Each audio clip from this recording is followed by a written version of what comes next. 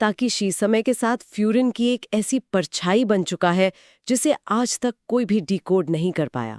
उसकी शैतानी मुस्कान, अरे हाँ, वो डेविल स्माइल। बिल्कुल, ये मुस्कान कोई साधारण मुस्कान नहीं है। मतलब एक तरफ तो इस मुस्कान को देखकर उममिया का खून खौल उठता है, उसे भयंकर गुस्सा आता है।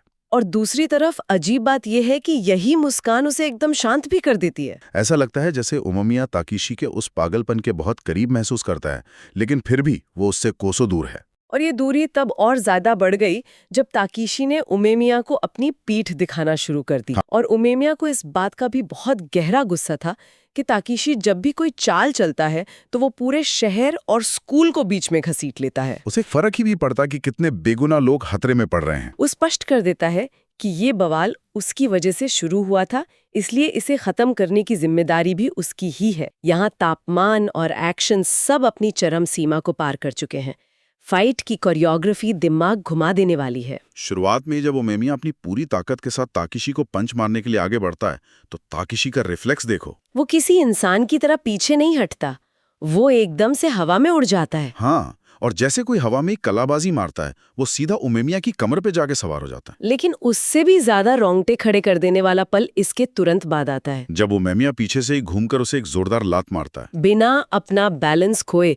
ये उमेमिया के मॉन्स्टर जैसी ताकत दिखाता है, लेकिन ताकीशी का जवाब इस लात से भी ज्यादा खौफनाक था। वो किसी खूंखार जानवर की तरह बर्ताव करता है, हवा में गिरते हुए जब उसका शरीर संतुलन में नहीं है। वो अपनी एड़ी से उमेमिया की रीढ़ की हड्डी पर इतनी जोर से प्रहार करता है कि लगता है हड्डी टूट जाएगी, लेकिन उमेमिया के चेहरे पर कोई शिकन नहीं आती।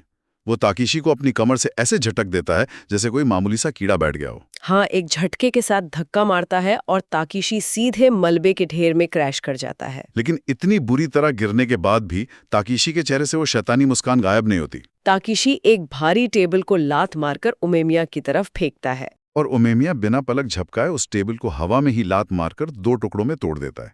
लेकिन बस असली चाल वो टेबल था ही नहीं। एकदम जादूगर की ट्रिक। उमेमिया का ध्यान टेबल पर था, लेकिन ताकीशी उस टेबल के ठीक पीछे छुप कर आ रहा होता है। जैसे ही टेबल के टुकड़े होते हैं, ताकीशी अचानक प्रकट होता है और उसके पेट में एक ऐसा भयानक मुक्का जड़ता है कि उमेमिया हवा में उड़ता हुआ सीधा छत की लोहे की जालियों में जाकर धंस जाता है। मुक्के का इम्पैक्ट इतना ज्यादा था कि जालियां भी अंदर मुड़ जाती हैं।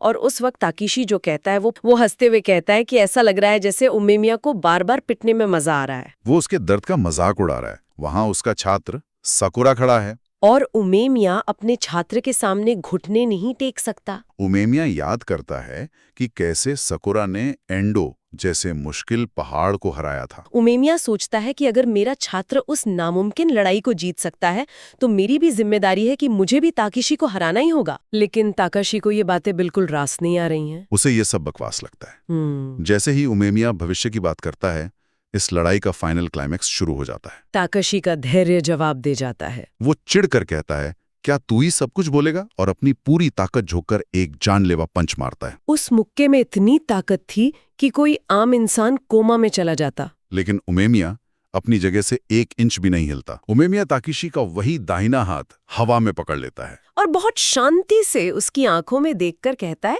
चल भाई ताकीशी, अब बातचीत स्टार्ट करते हैं। और ये कहते ही वो अपना दूसरा हाथ घुमाता है और ताकीशी के चेहरे पर अपना फाइनल विनाशकारी मुक्का जड़ देता है।